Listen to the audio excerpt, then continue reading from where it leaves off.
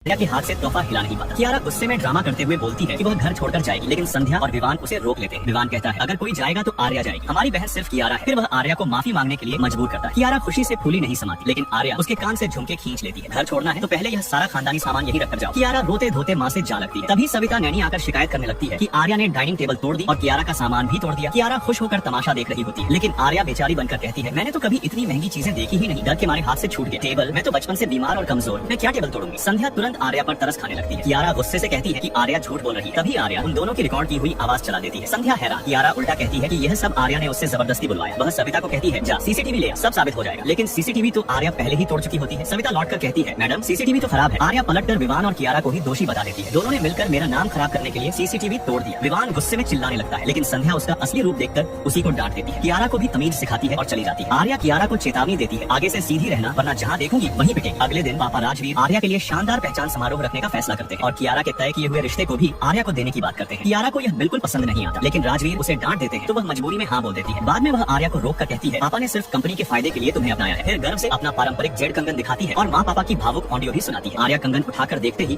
उसे हाथों में तोड़ देती है। कचरा क्वालिटी की चीज बिल्कुल तुम्हारी तरह। शाम को समारोह में कियारा अपना मंगेतर आरव लेकर आर्या को चिढ़ाने आती है, लेकिन आरव की बदतमीजी पर आर्या उसका हाथ मोड़ देती है। कियारा उस पर ड्रिंक उड़ेल देती है। आरव गुस्से में कहता है कि वह सिर्फ कियारा से शादी करेगा। आर्या ऊपर कहती है अच्छी बात है, तुम जैसे आदमी को सिर्फ कियारा ही सूट करती है।